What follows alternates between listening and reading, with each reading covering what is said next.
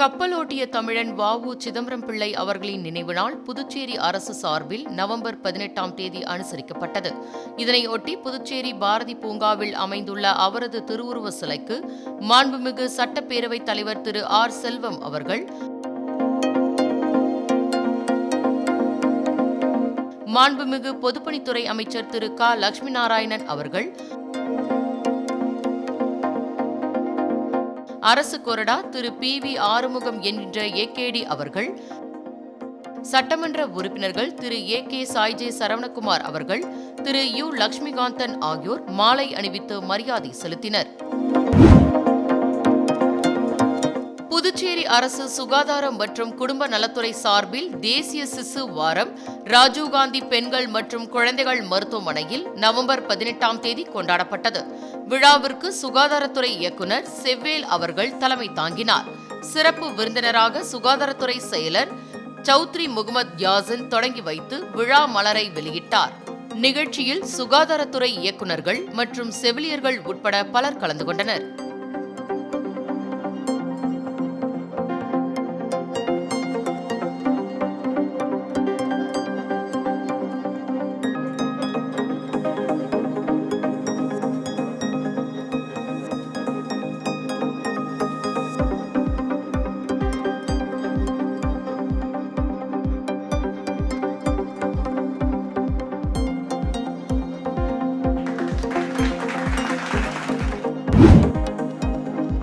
முன்னாள் பாரத பிரதமர் அன்னை இந்திரா காந்தி அவர்களின் பிறந்தநாள் விழா புதுச்சேரி அரசு சார்பில் தேசிய ஒருமைப்பாட்டு தின விழாவாக நவம்பர் 19ஆம் தேதி கொண்டாடப்பட்டது.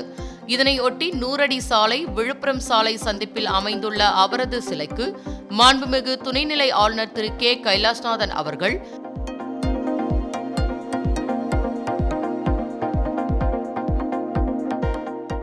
மாண்புமிகு முதலமைச்சர் திரு ந. ரங்கசாமி அவர்கள், மாண்புமிகு பொதுப்பணித்துறை அமைச்சர் திரு க. லட்சுமி நாராயணன் அவர்கள், அரசு கொறடா திரு வி. ஆறுமுகம் என்கின்ற ஏ.கே.டி. அவர்கள், சட்டமன்ற உறுப்பினர்கள் திரு ஏ.கே. சாய்ஜே சரவணகுமார் அவர்கள், திரு எஸ். ரமேஷ் என்கின்ற கே.எஸ்.பி. அவர்கள், தலைமை செயலர் டாக்டர் சரத் சவுகான் ஐ.ஏ.எஸ். அவர்கள் ஆகியோர் மாலை அணிவித்து மரியாதை செலுத்தினர். இதனைத் தொடர்ந்து மாண்புமிகு முதலமைச்சர் அவர்கள் தேசிய ஒருமைப்பாட்டு தின உறுதிமொழியை வாசிக்க அனைவரும் ஏற்றுக்கொண்டனர்.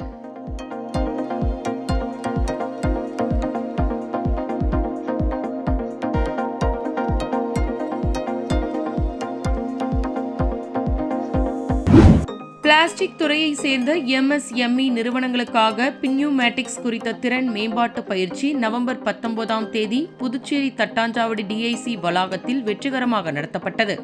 இந்த பயிற்சி இந்திய தொழில் முனைவோர் மேம்பாட்டுக் கழகம் மற்றும் புதுச்சேரி தொழில் மேம்பாட்டு மற்றும் முதலீடு கழகம் ஆகியவற்றின் சார்பில் ரேம்ப் திட்டத்தின் கீழ் ஒருங்கிணைத்து நடத்தப்பட்டது. இந்த நிகழ்ச்சியில் தொழில் மற்றும் வாணிபம், தீயணைப்பு மற்றும் மது கட்டுப்பாட்டு துறைகளின் செயலாளராக உள்ள திரு ஆ. விக்ராந்த் ராஜா ஐ.ஏ.எஸ். அவர்கள் கலந்து கொண்டு உரையாற்றினார். பிளாஸ்டிக் உற்பத்தி துறையை சேர்ந்த 54க்கும் மேற்பட்ட எம்.எஸ்.எம்.இ. நிறுவனங்களும் அவர்களின் பிரதிநிதிகளும் கலந்து கொண்டு தொழில்நுட்ப நிபுணர்களுடன் கலந்துரையாடினர். இந்த பயிற்சி உபகரணங்கள் கையாளுதல், செயல்பாட்டு சிறந்த நடைமுறைகள் மற்றும் நவீன உற்பத்தியில் பினியூமேட்டிக்ஸ் தொழில்நுட்பத்தின் முக்கியத்துவம் குறித்து பங்கேற்பாளர்களுக்கு தெளிவான புரிதலை அளித்தது.